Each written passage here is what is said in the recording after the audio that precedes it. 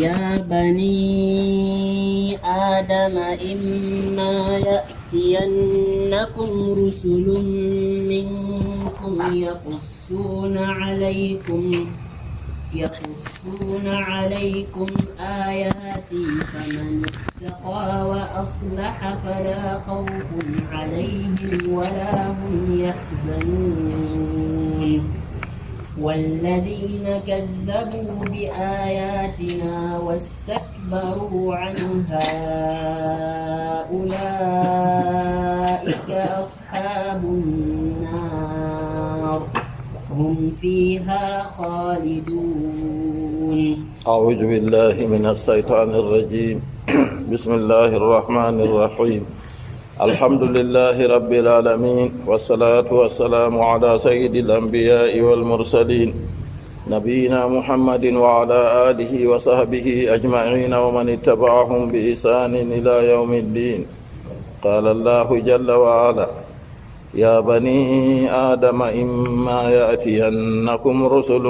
منكم يقصون عليكم آياتي فمن اتقى وأصلح فلا خوف عليهم ولا هم يحزنون. Allah seni do wiya bani adama ya wonon bibbe adama endi ayaje tokkindiri ya bani adam ko ngam ko warata baawo majum feere feere bo Allah seni da jawni bibbe adama ha do bo jewnandu humdu na ba jewnandu ko salino kala mo laatake biddo adama kam fu amma modiɓe mbingol ɗo hertorama be yimɓe awali zaman li akhirihi daga aran jamanu ha yago ragare muɗum fuu walakinna almaksuda man kana fi zamani sallallahu alayhi wa sallam. Amma se kaka nufaɗo be ƴewnandu ndun kamɓe ɓen ɓe tawa her jamanu annabijo muhammad sallallahu alayhi wa sallam. Ya bani adama ya onon ɓiɓɓe adama ɗum Allah seni ɗo teddini ɗum hokki ɗum ko hokkay kala moggal takle fuu. Wa fi haji aya dalilun ala umumi risalati, kadi ha aya ka woodi dalila her maka dow huɓuki nelal annabijo muhammad sallallahu alayhi wa sallam, li anna Allah khataba min ajlihi umuma bani adam, ngam Allah seni ɗo wolwi ngam dalila mako kuɓɗum ɓiɓɓe adama fufu. Ya bani adama imma ɗo o wi fihi woni her muɗum idgamu nunu in munnugo nunol in a sartiya sarɗinkewol fima heedi ma almasida ɓesdagol inma nden wigo inma ɗo a yi teddi ha wolde nden wolde arabiya nunumay ngol mutnama nder mimi man waɗi siddere ha mimi ɗo ɗum laatake imma. Ya bani adama ya onon ɓiɓɓe adama imma yaati annakum to ni warani on moy garowo man rusulun nulaɓe minkum ɓe yibgo e moɗon. Nulaɓe ɓe Allah seniɗo leni ha ɓiɓɓe adama kuɓɗum ɗum nder maɓɓe ɓiɓɓe adama bana maɓɓe. Allah seniɗo lena malaikajo waddana nelaɗo man habaru, nden nelaɗo man kanko bo o yecca ɓiɓɓe adama bandiraɓe maako kadi. Imma yatiyannakum rusulun to ni nulaɓe warani on minkum ɓe wiggo e moɗon yagussuna alaykum ayati, ɓeɗon qissa dow moɗon ayaje am. Famanittaga ko moye renti a shirka hawranago Allah betana muɗum wa aslaha amalahu woni kugal muɗum fala khawfun alayhim, ɓen man kulol wala dow maɓɓe wala hum yahzanun, ɓe laataki ɓe cuneteɓe fil akhirati heedi alakhira. Shirku ɗum rentinama, sirku mangu be pamaru fu ɓi adamajo dayto ɗum sakko sirku mangu kam. Sirku pamaru wurtinta dina, amma sirku mangu wurtinan dina. Mo dumake do sirku mangu ha o mayiri be majum aljanna harmi do maako. Jahiri aya qur'anu Allah ceniɗo wi: innahu man yushrik billahi faqad harrama Allahu alayhi aljannata wa ma'wahu an-nar. Ko woni fi ko moye hawrani Allah betana muɗum haqiqa Allah harmini aljanna do maako, moɓorde maako woni yiite. Sirku ɗum ɗon ha kuuɗe ɗuɗɗe masin. Sirku on woni kuugal ngal Allah ceniɗo umri yimɓe rewramo be majum. To nini goɗɗo huwani ko luuti Allah yaake nden waɗi sirku to nini o wi oɗo juula ɗo wayne on oɗo juulana o ɓamti juuɗe maako o weeɗi o toran wayne on o tori o wonda be muɗum ko nandi iri kuuɗe ɗe o wari hirsugo bismi rawhani be inde rawhani o hirsirta ɗum kuuɗe ɗuɗɗe masine to nini laatake noon man o waɗata malla inde ginnawol ka jawol ya ɗarsa ɗiisu ya samsa ya ilu ya kawka ya ilu on o torata o wiya ono noon annda ɗum ɗoɗo ɗo ɗum inde allah on ɗo hawri be inde malaikajo kajajo na sirku may wangi kadi nden kam na to sirku ɗo to ɓi adamajo dumri be majum en mbi zahiri ayaje qur'an na aya gota on man o dumotoɗo nder yite tan inna allaha la yakfiru an yushraka bihi wa yakfiru ma duna dhalika liman yasha allah yafata hawraneki mo amma oɗo yafana ko woni ga en bolwa ɗum ɗo ka momum yafango ɗum mo waɗa shirku geddal no yotti fuu allah ceniɗo wi'en to yiɗi yafago goɗɗo man o yafoto ɗum to yiɗa yafago ɗum bo o yangitan ɗum de fodde geddal muɗum ɓawo man to timmi kadi adilaku allah nadamo aljanna be kuuɗe mako boɗɗe ɗe o huwino bo amma mo mari shirku kam shirkul akbar kam yaman kuuɗe boɗɗe fuu timma o latto kanko man ɗo yande dargal wala kuugal bongal yake man kadi o torrake ɗum allah ceniɗo wi to nulaɗo warani on mo iggo e moɗon bandirawo moɗon ɓi adamajo bana moɗon onon ɓiɓɓe adama to nden to o wari goɗo yecca on ayaji am ko moye renti shirku acci shirku dayi hawranayi allah be tana muɗum shirku ɗum ɗume walmana la ada aslam to nini o duncitake shirku go o dayake ɗum to mo waɗi banni kam yake nden kulol wala dow maako kulol ngolewol ngol wala dow maako ɗo kulol ngol laatoto yimɓe hulata ñalawmare darngal amma na bana gaajoɓe feere mbi to goɗɗo imanaku muɗum wooɗi ka wala kulol wala suno wonantamo ha duniya be lahira fuu kayna noon ha duniyaru kam o seedata be suno to hakkilama suno maako ɓuretema an mo imanaku ma seeɗa seeɗa ɗo nden nden kulol maako ma ɓurete an mo laatake imanaku ma seeɗa seeɗa ngam mo laati ɓuri hulgo allah ɓuri andugo allah kanko on jarrabaji ɓurata ɗuɗugo dow maako her duniyaru amma ɓe laati imanaku muɗum seeɗa tawan torra man pamara ha muɗum yottata bande de ɗum heɓata annabo en e ko laati bana maɓɓe to a wi goɗɗo man ɗo o sunata ha duniyaru nde allah wi la khawfun alayhim wala hum yahzanun suno wala dow maɓɓe ɓe laataki kulol wala dow maɓɓe ɓe laataki ɓe suneteɓe to a wi ha duniyaru on a hista alarale annabijo muhammad sallallahu alayhi wa sallam ha konude de konu waɗinogo ha uhdugo bappa mako mbarama ɗon kadi suno o sunakina nden kanko go o elama elodu ha hoore maako accuka noon ñi'e maako ha ɗon man ɗo ha ɗum itta sulke tufimo ha gaɓɓuɗe maako ha ɗum itta ha ñi'e maako itti sababu majum na yi sunoji ka ɗuɗɗi fuɗɗirle daga aratma daga oɗon no ha makkata on o ƴewniri yimɓe goo diina gooɓe sali o dilli ha wuro wi'etego taif o yahi o ƴewniri yimɓe be diina bela o heɓan ballotoɓe mo ha o yettina dinalal allah ceniɗo ɓe irni joha en maɓɓe nden waɗi ka fitgo mo be ka'e ha ƴiyam heewa ha paɗe maako o rufa o lora o waata o wi allahumma gfir li qawmi fa innahum la ya'lamun a anda suno ha duniyaru ka ɗon annabo en nulaɓe ɗo sunoji ɗiɓe giiɗay annabo en woɓɓe mbarama ma ngam dalila nelal go amma hikima allah ceniɗo mo umri haɓata be ummatore man fuu kayum kamɓe fota e mbarugo ɗum to bana annabi zakariya annabi yahya ɓen man ɗo ɓe mbarama ɓe kisayi ɗum andinima kadi suno ha duniyaru kam ɗon tata ƴamu kadi amma yo ha lahira on suno man ngo wonata ɗum allah seniɗo wi to nini nulaɗo warani on mo iggo e moɗon nden on ɓe laatake nulaɓe man ɓe ɗon qissa ayaji am dow moɗon ko moye renti sirku asla amalahu woni kuugal muɗum sirku ɗum se goɗɗo daayo none sirku kam mawɗum be pamarum fuu amma sirku mangu ɓuri hallugo kadi to ngam laatake sirku mangu ka wurtinan goɗɗo diina to nini goɗɗo woni amalahu kuugal muɗum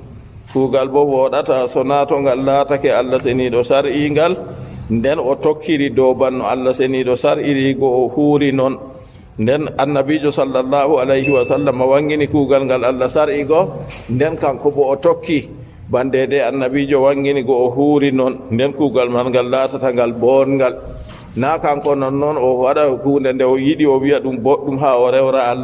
Allah seniiɗo on andi ko yiɗi yimɓe rewra ɗum sababu majum waɗi o nelinelaaɓe maako wari wanginani yimɓe ko yimɓe ndewrata Allah seniiɗo be man nden kam kuugal man ha laata boorngal ɗo se o lismo noon ɗum woni kadi ko moye renti sirku hawranayi Allah be tana muɗum o woni kuugal maako bo o rewi Allah tan be anniya be laɓɓingo kuugal go ngal sar'angal bo ɓen kam Allah wi fala khawfun alayhim kulol wala dow maɓɓe wala hum yahzanuna ɓe laataki ɓe suneteɓe ha toy tafsir o men wi fil akhirati edi alakhira amma duniyaru kam tata jamu kadi wa amma fi dunya fala yufariguhumul khawf amma ha duniyaru kam ɓen man fuu ɓe laati renti sirku mboni kuugal ɗo kulol seedata ɓe maɓɓe her duniyaru walal husnu wala suno kulol be suno fuu ɓe ɗon gondi be majum foroy ko waɗi litadakkurihimul mauta wa ahwala al akhira kamɓe ɓe acci sirku ɓe mboni kuuɗe maɓɓe ɗo ngam ɓe ɗo siftora waade kala yaake fuu non kuleeli alakhira ɓe ɗo siftora ɗum kala yaake fuu annabijo muhammad sallllahu alayhi wa sallam o wi aksiru dicra hadimi llazat ɗuɗɗine wolugo yeftore dakamme kayre woni waade to nini laatake aɗon siftora a maayan kala yaake fuu ɗo a annda bo nde a maayata man aw hande aw janngo yonki wala mo anndi ɗon man ɗo goɗɗo reentoto kadi yaake nden huwugo kalluɗum reentoto sirkugo huwan kuuɗe laaɓɗe kadi kanjum waɗi ha duniyaaru kam ɓe seedata be sunoji be kulol fuu ngam siftorki maɓɓe maayde siftorki bo kuleeli alakhira nden goɗɗo hiisa laara kay boranmiɗaki ha kuugal muɗum ko hatta mo hulugo gadi sona to imanaku famɗirimo walaw ja'athumul busra min Allah ko seenore warani ɓe daga Allah fuu Allah seeniri mumini en be aljanna kadi oɗo tabbitini imanaku maako man wooɗina fal husnu daabu salihina fi dunya liziyadati darajatihim suno ɗum laatake de no woni ha al'ada yimɓe laaɓɓe ha duniyaru ngam ɓesduki darajaji maɓɓe Allah seniɗo ukkinan kuuje goɗɗe feere ɗe hulnata ɓe Allah waɗan kuuje goɗɗe feere ɗe ɓe sunorto be muɗum ha Allah seniɗo ɓesdina ɓe daraja derɗirawo julɗo to nini a yi woodi ko fe'anima ha duniyaru ndu ha hunde nde a yiɗa nde fottantama siftorule dede al imanu bil gadari nuɗɗingo hoddirore go a muña a heɓa daraja ma ɓesdoro be majum nani on jam hakkilo kam waɗata amma to tagu sunani ɗum tagu tikki kana masibo waɗi nasalullah salamata wal afiya kulol wala dow maɓɓe ɗo fil akhirati edi al akhira Allah ceniɗo wi walladina kadhabu bi ayatina wastakbaru na yiɓe a ton ma kam ɓe rentake sirku ɓe mboni kuuɗe maɓɓe Allah wi kulol wala dow maɓɓe ha al akhira walladina kadhabu ɓen pewnuɓe bi ayatina ayaji amin wastakbaru ɓe mawniti takabbaru ɓe mawniti an ha ɓe accini ɗe nder mawnitare maɓɓe man falam yu'minu biha ɓe nuɗɗinayi ɗe ayaji man ɓe gonɗinayi ko nulaɓe go waddi dey na imma yaati annakum rusulun minni go nulaɓe go ko ɓe gaddi go ɓen bo mawnitake jonta kam pewni ayaje go ɓe acci tokkugo ɗe falam yu'minu biha ɓe nuɗɗinayi ɗe Allah wi ulaika ashabun nari ndaɓe aton ma woni yimɓe hiite hum fiha khalidun hamɓe ɓe ɓe duumotoɓe nder maage ni Allah seniɗo tindini en mawnitiɓe accini ayaji Allah seniɗo kadi ɗo jam hakkilo rentoto kadi be fewnugo ayaji Allah rentoto jotta kam yaake seyo maako be suno maako fuu o lismo tokkago umroje Allah o siftora bo dedei masiboji ko yanimo ɗo ɗum moƴƴere Allah seniɗo waɗanimo o anda kanko ha Allah seniɗo ɓesdinamo daraja maako be majum to ni o yardi o nuɗɗini ɗum to o nuɗɗinay bo nasalullah salamata wal afiya faman aslamu mimman iftara ala llahi kadiba فمن أظلم ممن افترى على الله كذبا أو كذب بآياته أولئك ينالهم نصيبهم من الكتاب حتى إذا جاءتهم رسلنا يتوفونهم قالوا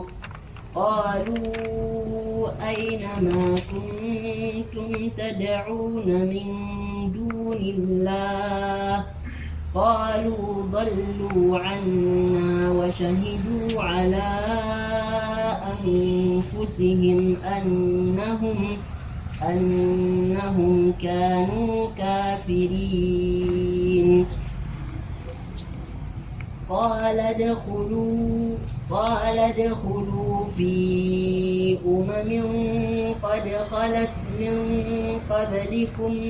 من الجن والإنس في النار كلما دخلت أمة لعنت أختها حتى إذا اداركوا فيها جميعا قالت أخراهم لأولاهم ربنا هؤلاء أضلونا فآتهم عذابا ضعفا من النار قال لكل ضعف ولكن لا تعلمون قال الله جل وعلا فمن أظلم ممن افترى على الله كذبا فمن أظلم موي تونيانغي ممن افترى دين تاون كسدو على الله دو الله كذبا فوري بالنسبة السريك بيلين شتناغو الله سني دو كوتدراو والولد إليه بيدو هيدي ماكو تفسيروي ما فمن أظلم دو إلى أحد ولا غوتو فو بري أون كتونيانغي مويني الله ودي كوتدراو كوم الله ودي بيدو كم Allah odanyaka wala nandu woppe fewi ɓeetake way mbi Isa kabi Allah seniɗo wala kawtidirawo Allah seniɗo wala haaje wallego ha hunde ko ndeye ngam marɗo haaje ballal on ɗaɓɓititta kawtidirawo laamiɓe duniyaru ɗo mari haaje surakawu kawtidiraɓe en ɓe wi saraki en maako sona noon kuugal maako woɗata Allah seniɗo ka wala haaje noon Allah seniɗo ɓuri noon moy ɓuri toñange kadi ɗininta on kasuɗo fewre dow Allah be lencitago kawtidirawo Allah walla bo be lencitanago Allah ɓiɗɗo wala goto fu mo ɓuri mo toñange ɗum laatake kanjum man noy wal mana la ahada aslamu mimman iftara ala llahi kadiba ko woni mana man wala goto fu mo ɓuri fewre dininta on ɓuri toñange dininta on kasuɗo fewre dow Allah bisababi nisbati sariki lillahi be sababu lencitaki kawtidirawo heedi Allah ka kuffari makkata haysu ashraku ma allahi l asnama ba heferɓe makka nde ɓe hawrani Allah labbi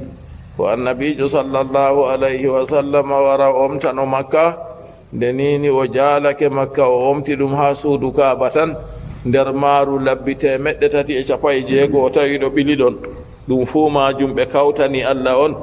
o wima ba heferɓe makka nokkuɓe hawrani Allah labbi wannasara walyahud non nasara be yahuda en bo haysu nasabu lahul walada nokkuɓe lencitani mo ɓiɗɗo wa galati nasara en mbi masihu ibnullahi masihu ɗo annabi isa ɗum mbi Allah wa galati lyahudu yahuda en mbi uzairu ibnullahi uzairu ɗum mbi Allah ɓe ɗiɗo fuu ɓe pewi Allah dañayi o dañaka wala nandu Allah ceniɗo takɗo asamanji e lesdi ko woni nder maaji ko woni hakkunde maaji ko watta ɓiɗɗo kadi na se tampuɗo kay mon ɗaɓɓititta ɓiɗɗo kam haaje muɗum ngam wallita ɗum Allah seniɗo kam ko woni jaaliɗo mo jaalatake sembiɗɗo mo ɗaɓɓititta ballal ha hunde ko ndeyere wala mo ɓuri toñange kam dininta on ni mo kasi fewre dow Allah seniɗo o lenciti way Allah woodi kawtidirawo kom Allah bo o wi wayyo Allah woodi ɓiɗɗo Allah faalaka her majum malla bo on mo fewni ayaji Allah fewnugo ayaji Allah ɗo kayum bona ɗum hunde mawnde aw kadaba bi ayati malla o fewni ayaji Allah alqur'anu to wa in lam yunsibi sarika lahu ko o lencitanaki allah ɓiɗɗo bo amma o fewni ayaji allah on fu wala mo ɓuri mo mawnugo toñange kadi li annahu la yaljamu min altakdibi bil ayati nisbatu sariki lahu ngam fewnugo ayaji allah ɗo ɗum wiyatake to o fewni ayaji ɗo o lencitani allah kawtiɗirawo wa amma nisbatu sariki fa yaljamu ma takdibu bil ayati fewnugo ayaji ɗo ɗum leɓan bo hawtade be majum wona jottaka o lencitani allah jottaka kawtidirawo hawtade be fewnuki ayaje man nde o fewni ayaje go o accide o ɗo rewatana allah seniɗo na kanjum woni kadi o hawrani allah betana muɗum to ɗon man ɗo wala mo ɓuri mo fewre kadi wala mo ɓuri mawnugo toñange ɗininta mo fewni allah be lencitirgo mo ɓiɗɗo malla bo fewni ayaje maako ayaje ɗe alqur'an ayaje qur'an ulaika yanaluhum nasibuhum min alkitabi ulaika ɓe aton ma pewnuɓe mawninɓe fewre be lencitanago allah kawtiɗirawo malla bo ɓe lencitanago allah ɓiɗɗo malla bo ɓe fewnugo ayaje allah malla bo ɓe fewnago ayaji allah jabamu ɗon ɗo wala mo ɓurata ɓe modi bon jabamu wala mo ɓuri ɓeeɗo kadi mawnugo fewre kadi wala mo ɓuri ɓeeɗo toñange wo gayri zalika e tana bolwa ɗum ɗo alara kadi aw kadaba bi ayati lqur'ani ulaika yanaluhum nasibuhum ɓe a toon ma hewtotoɓe yusibuhum wapanɓe nasibuhum geɗal maɓɓe kanjum woni hazzuhum geɗal maɓɓe min alkitabi goye deftere mimma kutiba lahum fi llawhil mahfusi ɗum ko ɓe bindana heedi alluhawal denangal min arrisqi yibgo e risque wal ajali e ajal o gayri dalika e tana bolwa ɗum ɗo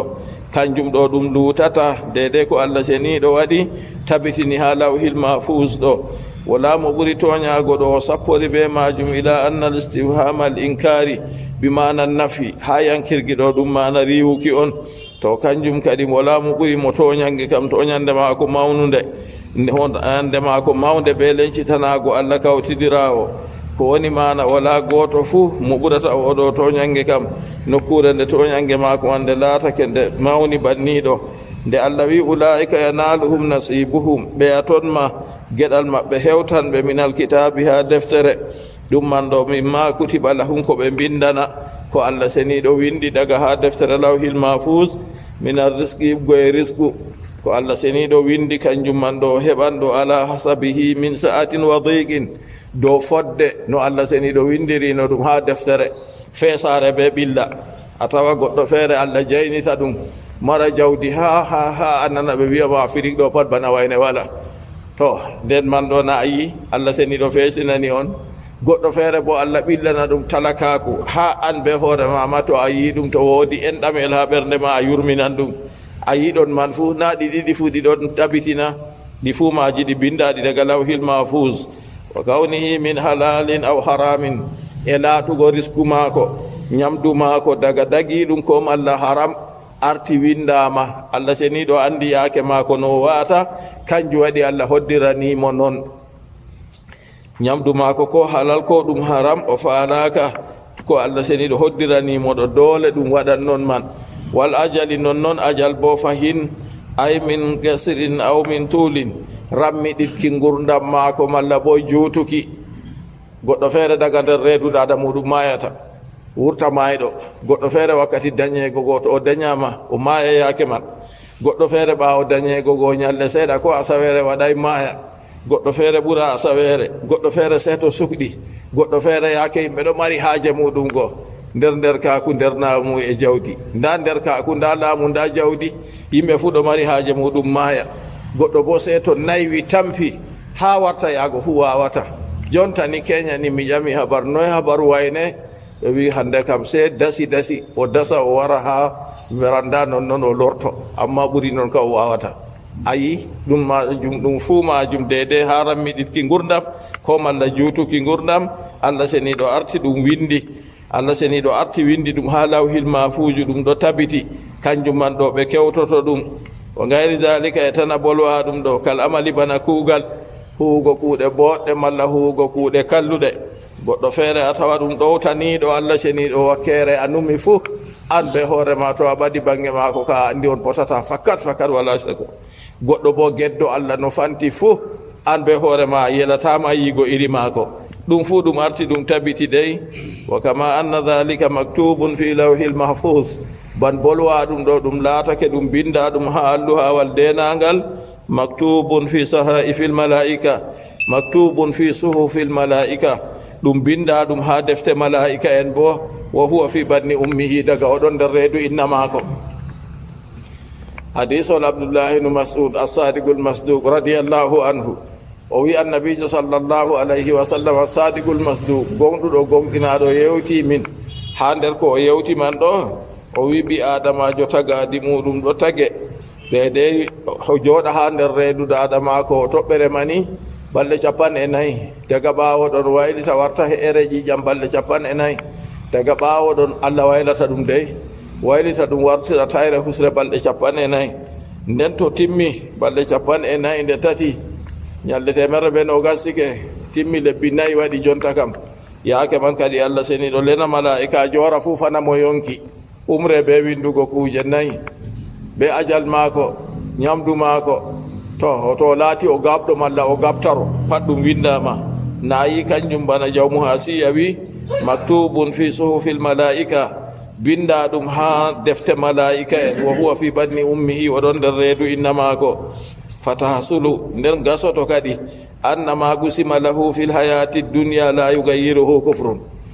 ɗum ko Allah seniɗo windanimo kañum man ɗo ko Allah sendanimo ha ngendam duniyaru ɗo keferaku mako waylata ɗum wala islamun wala silmuki to Allah windanimo kanko ɗo o laatan o jaynitiɗo o laatan o muminijo o laatan o ɗowtaniɗo Allah o jayniti be o talkiɗi fuu ɗum torratamo non man ɗo wonan to o laatan kanko ɗo o kefeero ɗon bo geddo Allah deydey no woni fuu o jayniti o talkiɗi fuu sañjata kanjum man ɗo do non o wonata ha ɗo ni mi tammitema goɗɗo feere numan na keña a wino destin sanjanna e nden kam noy waɗi ha ɗo kam na sanjata kay sanjan man sanjata bana noy a wino bo keña ha deydey ko Allah seniɗo windi alawhil mafuzu ɗo wala mo andi ɗum se kanko so na to yetti laylatul gadri nden Allah andinta malaika en ko waɗata hitande warande nden ha ɗo ko fahinta o wi maktubun fi suhufil malaika ɗum binda ɗum ha defte malaika en na haalaji man fe'otiri nden kam na kayɗi fe'otiray sam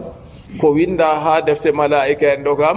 na kuje 4 kanjum on winda amma ko lutti ka ɗo ha lawhil mafuju Allah seniɗo on andi haala ajal mako kam amma na haala kuje man de fu maje ɗe bindaɗe amma kuje 4 ɗen kam hadisol abdoullahi ibnu mas'ud waddani en annabijo sallllahu alayhi wa sallam wi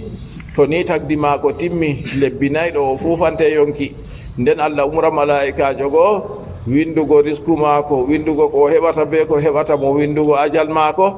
o gaɓɗona malla o gaɓtaro to ɗin on windama ɗo ka ɗon tabiti ha defte malaika en non deydey ko heɓata man kañum bo ɗo tabiti ha defte malaika en amma ajal maako ndey o mayata kayum kam seeto hitande man yetti Allah seniɗo yecci malaika en yo ɗiɗo ɗi fuumaji ɗi tabiti kanjum Allah seniɗo wi ɓe a ton ma ɓe laati pewni ayaji Allah ɓe laati no ɓe ɓuri toñago goo ɓe ɓewni ayaji Allah ɓe hawrani Allah ɓe tana mum ɓe lencitanimo ɓiɗɗo goo ulaika yanaluhum nasibuhum ɓe a ton ma hewtan ɓe yusibuhum nasibuhum geɗal maɓɓe wapan ɓe hazzuhum geɗal maɓɓe minal kitabi ibgo e deftere mimma kutiba lahum ibgo e ɗum ko windanaɓe fi lawhil mafusi ha luwawal denagal minar riski ibgo e risku ko heɓata o ñaama ko o yarata ko o marata ɗum fu majum ɗum binda ɗum tabiti daga oɗon nder reedude adamako wal ajali nonnoon ajal ɗo bo geɓe ɗiɗi banno en mbi Allah ceniɗo on andi ajal man ɗo ha ngale on deydey ngendam ma ko haɗata kanjum kam Allah seniɗo hertorama andal man to o ɗowtaniɗo Allah ngendam mako go juuta to na noon bo ngendam mako go haɗa ha ajal dammugal o seedata noon wa gayri dalika e tana bolwa ɗum ɗo ha kuuɗe mako ɗe o huwata hatta ida ja'athum rusuluna ɓe ceedata ɓana nini ha to malaika en garani ɓe ay al malaikatu malaika en ida ja'athum rusuluna to nulaɓe amin waraniɓe nulaaɓe ɗo na nulaaɓe yimɓe ɓe lenano her maɓɓe andinta ɓe diina goo dey tafsir o men wi nulaaɓe man haa ɗo ɗo al malaikatu ngam ko waɗi o tafsirigol malaika en bo o wi haa to nulaaɓe amin warani ɓe yatawaffawna ɓe maynan ɓe to hollima ɗo ka ɗum malaika en kadi to malaika en man ɗo ɗum ɓe o wiyata malaika en qila innahu azrailu wa awanu wiyama ɗum azrailu be balloɓe ɗum to nini ɓi adamajo wari maygo ɗo malaikajo azrailu waran amma inde mako wari ha qur'anu kam malakul mawti qul yatawaffakum malakul mawti alladhi wukkila bikum to nden wari inde azrail ɓe wi to be balloɓe mo ɓe waran kamɓe man li gabdi arwahihim ngam tamduki yonki maako ngam tamduki yonki maɓɓe kamɓe man wa qila innahum malaikatul azab konngol feere wi hamɓe ɗo ɗum malaika en ɓe yangada on malaika en yangada bo en jangino koyɗe ko saali no ɓe ho'irta ɓi adamajo nonnoon ho'irta yonki ɓi adamajo ɗo wara ha ɓawo ɗon tan mi wargo inchallah noon malaika en ɓe hinna e ɗum ɗo geɓe ɗiɗi on to ɓi adamajo wari maygo ɗo malaika en man ɓe jippoto amma malakul mawti ka ɗo wondi ɓe maɓɓe ɓe fuu malakul mawti ka kanko on allah seeɗiɗo hokki bawɗe dow losugo yonki wurtina heedi ɓandu ndun ko cufel to ngel famɗiri ni kangel fuu yande ngel watata waɗan hunde man mawna to yiɗi yotta ñiwa be ma pindare muɗum yande watata waɗan hunde man woɗa mara hakkilo to yiɗi ɓi adamajo annabojo yande mayata ɗo waran to allah seniɗo wi banni man ɓe seedayi ɓe ɗon kuwa dow bannini hatta ida ja'athum rusuluna ha to nulaaɓe amin waraniɓe ay almalaikatu malaika en yatawaffawnahum ɓe maynan ɓe kadi yaake to ajal goo yotti na fakat se to ajal maɓɓe goo yotti to yaake ajal goo yotti kam nulaaɓe amin goo waran yaake nden ɓe mayna ɓe ɓe mayni ɓe goo yaake man to malaika en goo yotti mayni ɓe ga alulahum tabkitan malaika en goo to yotti ha mayna ɓe malaika en goo mbi'a ɓe tabkitan dow ɓakore dow felore non de felore man allah felata ɓe malaika en man felata ɓe be ñiddingo kuuɗe maɓɓe ngam ɓe laatino noy ɓe laatino na ɓe lencitani allah kawtiɗirawo ɓe wi allah woodi ɓiɗɗo ɓe pewni ayaje allah nden malaika en ngari jotta ka maynan ɓe malaika en goo mbiya ɓe ayna ma kuntum tad'un toye ɓe on laati on ndewanno goo kadi ɓe on kawtino ɓe allah on ɗo ndewa goo taabuduna ɓe ndewoton min dunillahi tana allah toye ɓe ɓen man ɓe jaaɓoto ɓe hoore maɓɓe galu dallu anna ɓe mbiya ɓen man ɓe mbirnake ɓe acci min minin kam min ɗon no tammano min ndewi ɓe ɗo hande min garanno ɓe gida min kadi kamɓe man ɓe mbirnake ɓe acci min gi'ayi ɓe to har ɗon kadi andinima fakat ɓe hilliti kamɓe fuu jotta kam bone on tiiti ɓe kadi malaika en nde ƴami ɓe aynama tad'una min dunillah to ɓe on ndewannotana allah ɓe al aliha labbi allati kuntum tabudunaha fi dunya ɗi on laatake on ɗon no ndewa ɗum ha duniyaru nden to on ƴamama bo ɓe on mbiyanoyo ma nabuduhum illa liyuqarribuna ila llahi zulfa minin kam min ndewayi ɗi koye ngam ɗi ɓaddina min heedi allah seniɗo ɓadagal to yaake nden to nini ɓe ƴamama bannigo toye labbi toye allati kuntum tabudunaha toye labbi ɗi on laati on ɗum no ndewa go fi dunya her duniyaru go fatanfa'ukumul ana nden fatamna'ukumul ana min al azabi toye deweteɓe mon go ɓe garale kadi jonta ka ɓe kada on yangada kadi ɓe hawrani allah ɓe lencitani allah ɓiɗɗo ɓe pewni ayaji allah na andi ɓen kam kisnam waɗanaɓe ɗon malaika en pelata ɓe jotta ka ɓe on ndewanno go toye ɓe garale kadi ɓe kisna on yangada ɓe andi kamɓe fu yaake nden ɓe kisata ɗum kadi gaaluɓe wi dallu anna ɓe majji ɓe acci min ngaabu ɓe mbirni anna ɓe accini min falam narahum min gi'ayi ɓe haala ha duniyaru kana ɓe ɗon no rewa labbi maɓɓe goo to jotta ka min gi'ayi ɓe nden yaake ɓe mbi noon man ɗo ma siddati ihtiyajina ilayhim fi hajal wakti hawtade ɓe saatugo bukaki amin her maɓɓe ha wakkati ki jonta kana ɓe ɗon no ndewaɓe ngam ha ɓe setanoɓe ɓe hisnaɓe na wakkati seeta goo waɗi jonta kamɓe ɓe ndewan no way ha hisnaɓe goo majjiri ɓe yaake nden wa sahidu ala anfusihim allah ceniɗo wi ɓe ceedake dow nafsuji maɓɓe indal mawti yaake maygo annahum kanu kafirin ɓe seedake be hoore maɓɓe kamɓe ɓe ni ɓe laatake fakat ɓe heeferɓe to dalila jotta kamɓe ɓe ndewanno goo ma ɓe yi majji ɓe wino way kawtidiraɓe allah go to wa sahidu ala anfusihim annahum kanu kafirina ɗo ɗum haala gorka feere on fuɗɗiti ngam haala bolwete ka arande kam ɓen goo kam de malaika en maayde wari jotta ka ha mayna ɓe na ƴami ɓe toyɓe on ndewanno ko luuti allah go ɓe wi ɓe majji ɓe acci min haala timmi ha ɗo nden allah wi wa sahidu ala anfusihim annahum kanu kafirin ɗo ɗum bolle puɗɗitaɗe allah ɓangiɗo ɗo yecca en yaake maɓɓe kadi kamɓe man ɗo ɓe qirri ɓe tabbitini ɗo nafsuji maɓɓe ɓe keeferaku to nden wala ta'aruda bayna hadha wa bayna qawlihi wallahi rabbina ma kunna mushrikin ha nokkure ɓe mbiyata to ɓe ƴamamano haala ko ɓe hawrananno allah ceniɗo ɓe kunoto ɓe mbiya min honori allah jawmirawo amin min laataki min sirkuɓe min laataki min ɗon no kawrana allah ha ɗo bo ɓe qirri be hoore maɓɓe ɓe wiɓe min kawrananno allah be muɗum man majji o wi haala man ka noy wiyete haala man ka sendiray sam ta wiya ɗum luutotiri li annal mawaqifal qiyama muhtalifa ngam darorde dargal ɗo luuruɗe yaake feere kam ɓe mbiyan wallahi rabbina ma kunna mushrikin to haɗo bo ɓe qirri fakat ɓe ɗon no hawrana allah amma ɓen ɓe hawrananno allah goo ɓen man majji acci jonta kam ɓe gi'ataɓe ɗum ɓe tabbitini dow hoore maɓɓe kadi innahum kanu kafirin kamɓe ɓe laatake ɓe hufriɓe ɓe mbuli moƴƴere allah seniɗo ɓe ndewawi ɗum ɓe ndewitana allah kisdam wooda yimɓeji tokkitanan ɓe suunoji goɗɗi tokkitanan ɓe yimɓe saafiji yaha jotta kam way to o waɗini kaja o heɓan kaja to o waɗini kaja o heɓan kaja ko o waɗi o heɓi hunde man ragare man noy to nini laatake ha alahira o hisata ɗo na dikka to talakaku maako nden o hisi alahira sakko ma yaake feere o waɗa o heɓata hunde man nden fahinta o wara o mahayra talakaku be keferaku nasalullah salamata wal afiya qala ta'ala lahum yawma alqiyamati allah ɓangiɗo wiyan ɓe ñalomare darngal nde ni ndano ɓe mayri udkhulu fi umamin qad khalat min qablikum udkhulu naste fi jumlati nder mobgal umamin ummatore qad khalat min qablikum ferwinde daga yeeso moɗon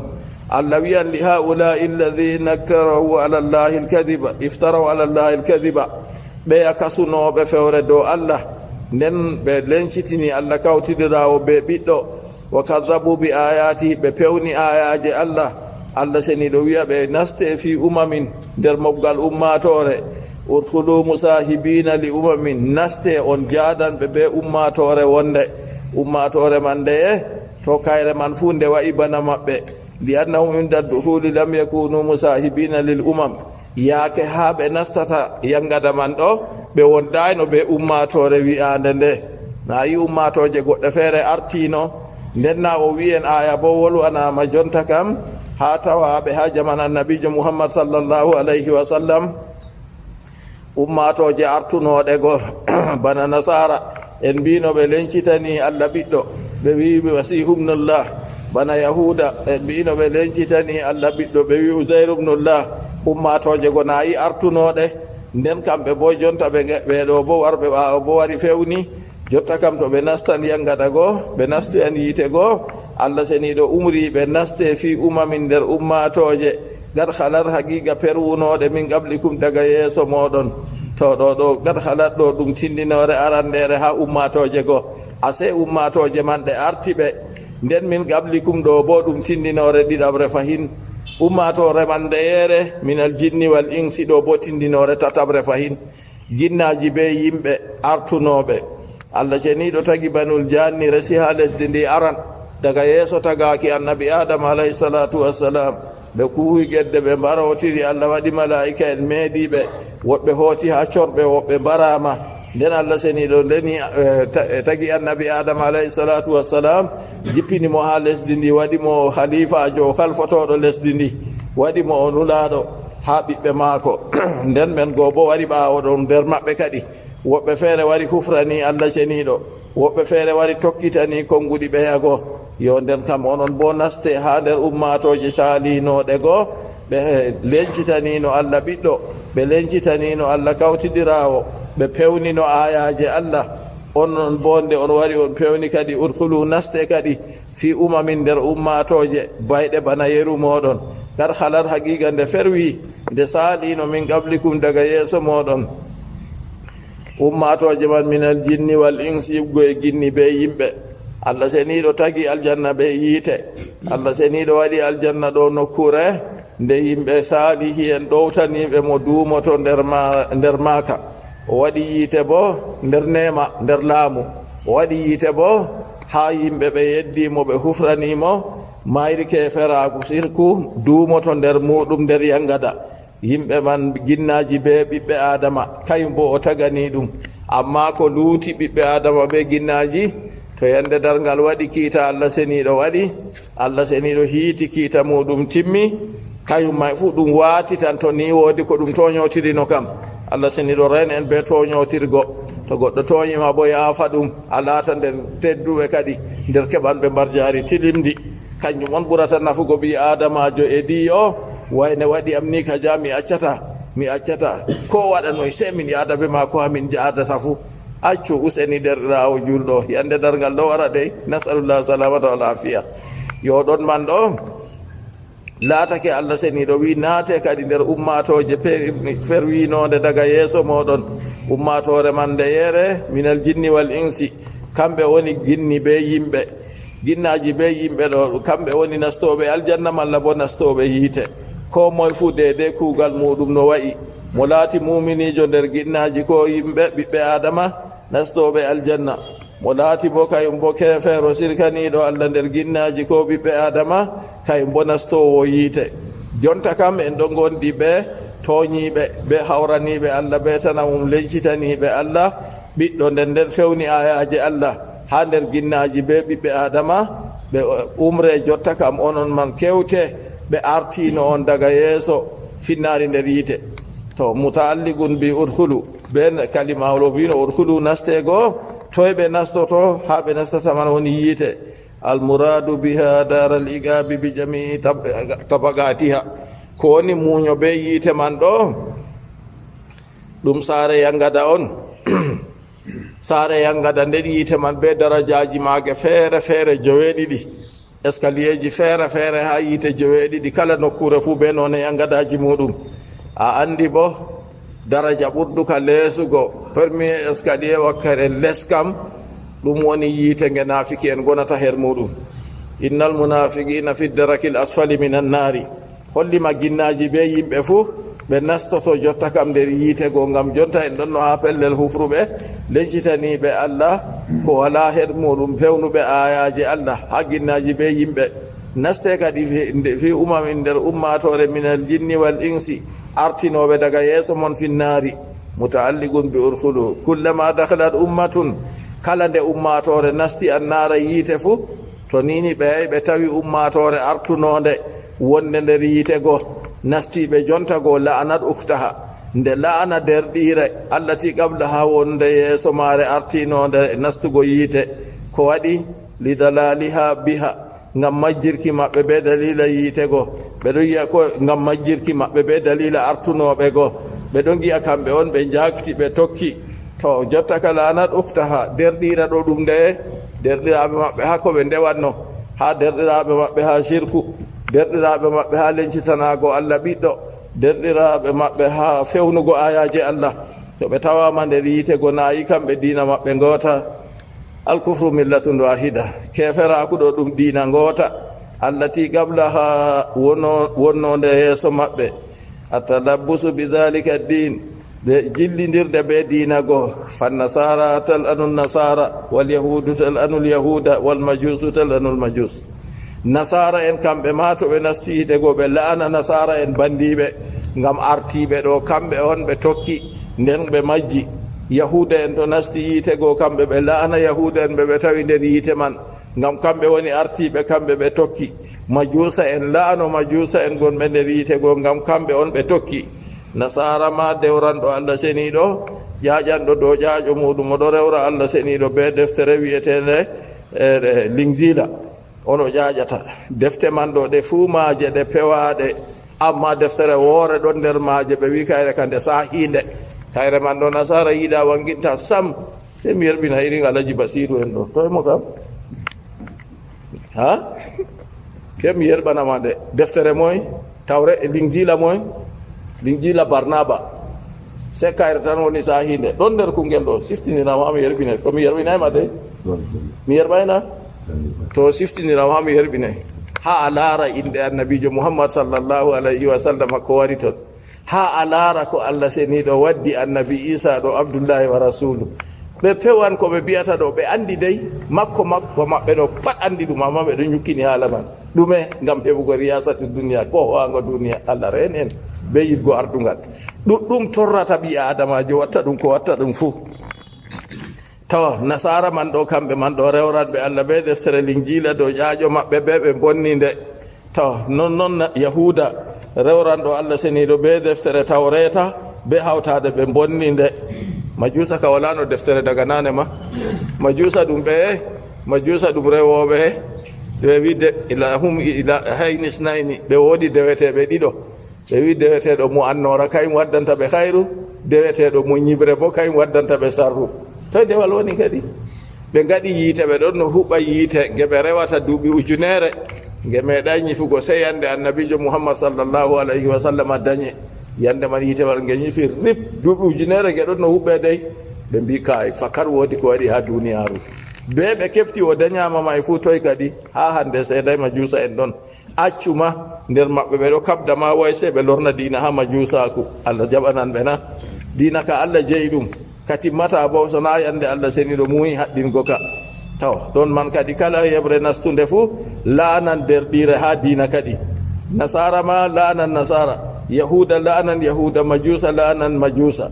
wa hadha kullu man iktada bi gayrihi fi dini batil non hakaza non kala mo yaktitana mu ha dina bonni ka fuu wartu nder dina islama bo na geɓe ɗon ɓe lencita ɓe ha yeɓre kaja ɓe lencita ɓe ha yeɓre kaja jotta kam kala mo lenciti ha yeɓre wonde fuu to o nasti nder yiite o tawi wonde ha yeɓre man nde woɗayno kanko bo se o la'ana artiɓe goo fahinta andinima torra waɗi laani ore ɗo ɗum ɗume ɗum torugo allah woɗɗina on man hinna e allah daga nde ɓe nasti nder yiite kana yi hinna e ka woɗɗinama ɓe nastiri bo ɓe sirku ɓe nastiri bo ɓe fewnugo ayaji allah ɗum woni ɓen ka hinna e ka woɗɗinama her muɗum he ayɓe ko noon hawtade be noon ko moye fuu toranatana muɗum woɗɗinego hinna e allah man ha nder yangada to ɗum man andini en yo ɓi adamajo se ɗaɓɓita anda dina gonga o lismoka nde nini allah ceniɗo wi o haɗayna hunna jiɗayi min handake ɓi adama o ɗate ɗiɗi nda lawol hayru nda lawol sarru an on a suftata kadi a tokka bana yiɗi bano en mbowi wiigo foroy ha ñamdu wondu be ñamdu ndu woɗay fu to a ñaami a haran kam amma mi tammi a jaɓata hoygo ñamdu ñiddundu on a ñaama kam to diina ɗo bo se goɗɗo ɗafta diina caahika diina ma ko a huwata fuu ya man yuridu najahahu yawma alhisabi min aljahimi wa mawqidi nirani idba rasulallahi fi lakwali wal amali la takhruj an alqur'ani wa khuji sahihaini alladaini huma li agdi ddini wal imani wasitatani waj'alhuma hakaman wala tahkum ala ma fihima abadan bi qawli fulani an mo yiɗi hisugo huɓɓirde yiite ñalowmaare darngal tokka nulaaɗo allah konnguɗi maako e kuuɗe maako ta wurtu a acca qur'anure hoosu sahihil bukhari sahihil muslimi waɗu kanje ɗe on a etirta diina ma a foonda kuugal ko a huwata fuu ɗon nder maaje ɗo yaadi be maaje na waɗude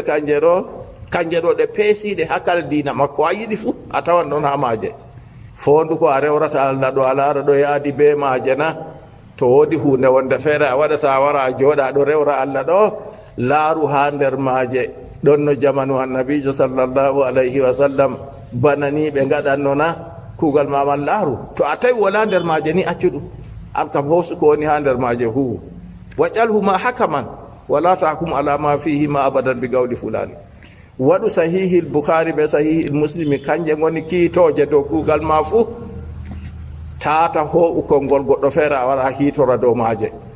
addinu gaala allahu gaala rasuluhu diina kam allah wi nulaaɗo muɗum wi non a tawata nder defte man kanje ɗe to nden kam to a tokki banni kam a tokkoto dow sunna accu kala geɓe fuu to yiɗi ɓe lencite ha yeɓre ko ndeyere na pewoɓe kamɓe andi donc koɓe bolwata man ɗo winde ɓe tammi ƴamtego ɗum amma to nini laati a waɗa ɗo gonga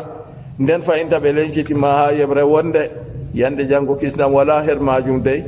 anani ko oɗo fuɗɗirina yaman yuridu najahahu yawma alhisabi min aljahimi wa mawqidin nirani ya an mo yiɗi hisgo horosuye ñalomade dargal be huɓɓirde yiite kanjum on o tokkini be wiigo kadi o tokki be wasugo idba rasulallahi tokken manulaɗo allah en acce haala wayne wi se hujo wayne wi modibbo wayne wi modibbo wayne ɓe se hujo wayne ko wiɗo se yaaɗo ɓe ko woni ha diina to yaaday ɓe ko woni ha diina yaaday ɓe ko woni ha sahihil boukhari yaaday ɓe ko woni ha sahihil muslimi ɓi adamajo wartiri ɗum diina muɗum fijirde nden kam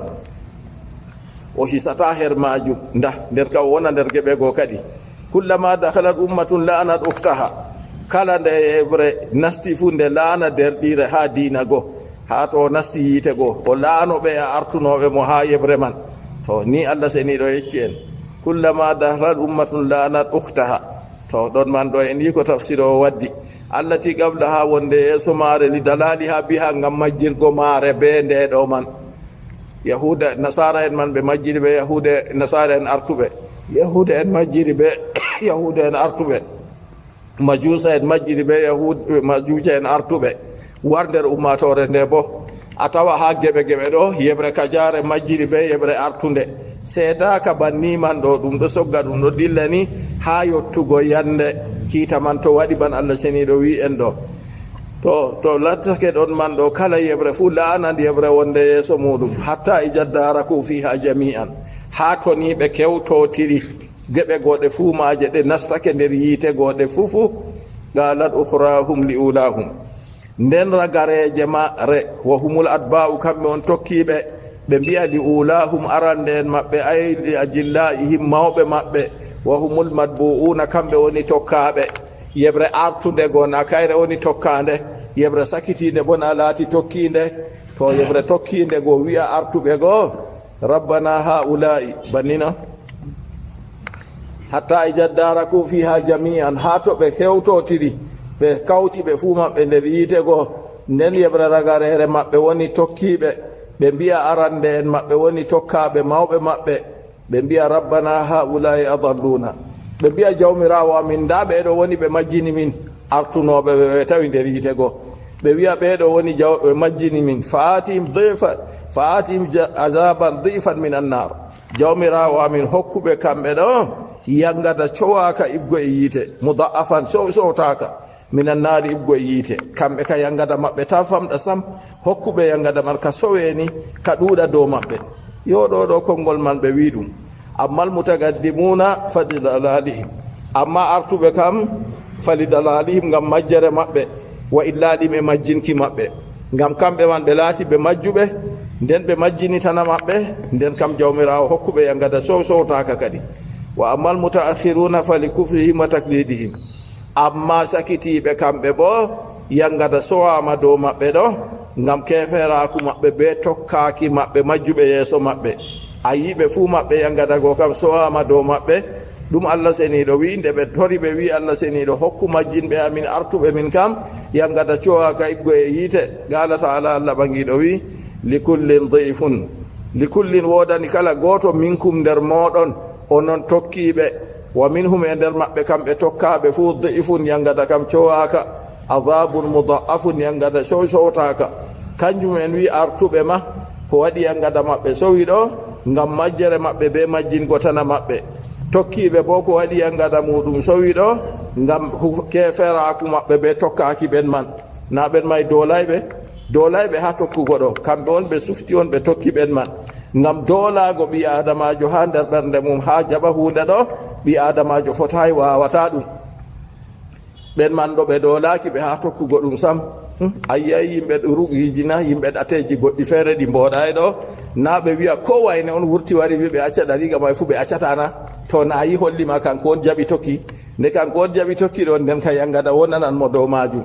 ta yangada go wonan cowol keferaku be dalila jaɓugo mako go kanjum allah seniɗo wi ko moye fu wodani ɗum cowol tokkaɗo be tokkiɗo fuu walakin la yalamuna amma sika ɓe anda bilyai watta'i mali kulli fariqin la talamuna on anda walakin sika la yalamuna ɓe anda mali kulli fariqin kala ko wodani ɗum kala ko wodani kala yebre fuu to kala yebre fuu ɗo mari yangada muɗum sowtaka ha ɗon to ɗum man ɗo laatake Allah seniɗo ɗo wolwa yake to ɓe nasti yiita to ɓe kewtotiri kanjum won ɓe laatata dow majum ay bal kafartum ihtiyaran onon man ɗo on hufriri be suɓago on la anna hamalnakum alal kufri wa akrahnahum alay na min ɗo min eftiri on dow keferaku min dooli on dow magu de na onon jaɓi li annahu la yumkinu ljabru alal kufri li ta'aqulihi bil galbi ngam ɗum heɓatake doolago ɓi adamajo hemñinta doolago ɓi adamajo ha keferaku ngam keferaku ɗum ha ɓernde woni sayyidina bilal radiyallahu anhu bone wala ko ɓe yarnaymo nden ɓe waɗi ɓoggol ha dande maako oy ɓikkoyji dasa mo ɗo wancinamo nder wuro bana irin kujeji ɓe dasirta je fijirde go bilali yima o wiya wa kayfa akhafu atfalan sigara fa arda bi gayri dinillahi dina noy mi hulirta ɓikkon pamaron kon nden mi yerda ko luuti dina Allah dina nayi dina ɗo nder ɓernde woni mo mari mo umayya yangitamo wiya seedata miɗo yangitamo banni sona to a hufrani muhammad nden ha non man ɗo bilali jaaba wiya lakal jismu alladi mullikta minni walillahi sarairu wal uqulu an ka wodanima ɓandu ndu a marna heedi am amma cuuɗi ɗum am be hakkilo am kam je Allah on Allah tan mi rewata na yi ala labka on ɗo ɓernde ɗo goɗɗo fotayi doolugo goɗɗo ha dow ɓernde maako hufra ko malla dow ɓernde maako nuɗɗina kayum ka sey Allah ceniɗo mari bawɗe man kanjum kadi jotta kam ɓen goo ɓe yankiri jotta kam ɓe habdi ɓe wi'atana ɓeɗo nde nini majjini ɓe kam sey Allah sowna ɓe yangada maɓɓe Allah wi'ata kayi on pat on woodi yangada kam cowi cowi walakin la yalamuna amma sika ɓe anda wa qalat ulahum li ukhrahum nder ragare en maɓɓe ulahum arande en maɓɓe woni tokkaɓe ɓe mbino li ukhrahum ragare en maɓɓe woni tokkiɓe fama kana lakum alayna min fadlin olon ɗo walana on ɓural dow amin ko irin ɗume li annakum lam takfuru bi sababina ngam on hufroraki be sababu amin fa nahnu wa antum sawa minin be moɗon fu en potan onon on yiɗi hufri min doolay on dow majum sam qala ta'ala lahum Allah bangiɗo wiɓe fadhuqul adhaba bima kuntum taksibun fadhuqu mette kadi no noon sike al adhaba yangada bima kuntum taksibuna be ko on laati on ɗo paggita nde onon cuɓi on tokki on huuri noon jonta ka on heɓani yangada kadi bi sababi kasbikum min al kufri wal mukhalafa be sababu faggititki moɗon keferaku be sababu luutuki moɗon on tokki ko nafsuji mon yiɗi yo noon ɗon man ɗo ɗum heeɓi adamajo waaju ha ayaje ɗe en jangiɗe o andita laawol ngol o tokki ɗo se o anda fakat o tokki annabijo muhammad sallllahu alayhi wa sallam be laɓɗum to ni o tokkaki annabijo oɗon nder diina ka o anda kanko fu o hewtan geɓe ɗeyago bannasara en to nini ɓe nasti yiite ɓe jaha ɓe la'ana ɓe tawi ha nder yiite go yahuda to nasti yiite ɓe la'ana ɓe tawi ha nder yiite go non majusa to nasti yiite ɓe laana ɓe tawi nder yiite go non nder ummatore nde bo moɗon no woni dow majjere oɗon no tokki yebre ka jaare yebre man fewre se o nasti o tawi ɓen goɗon nder yiite kanko bo o la'ana nden man seedata banni man to Allah seniɗo wiyaɓe kadi mette yangada bima kuntum taksibuna be ko on laati on ɗo paggita be dalila kuuɗe ɓi adama har ɗon man on o yangitirte be dalila kuuɗe maako goto laatake boɗɗe ɗeɗɗen o hokkete mbar jaari dow majum bima kuntum taksibuna tafsir o wiya bi sababi kasbikum be sababi faggitaaki mon huuki mon minal kufri keferaku wal mukhalafati e luutuki nder majum ɗume en fuɗɗirno ha aya man ha ayaje ɗeɗo man ragareje ɗo ɓe lencitani Allah ɓiɗɗo ɓe hawrani Allah deweteɓe woɓɓe feere ɓe pewni ayaje Allah yo sababu majum kadi yangada hewtiɓe ɓe kawtiɓe ɓe man fuu nasalullah salamata wal afiya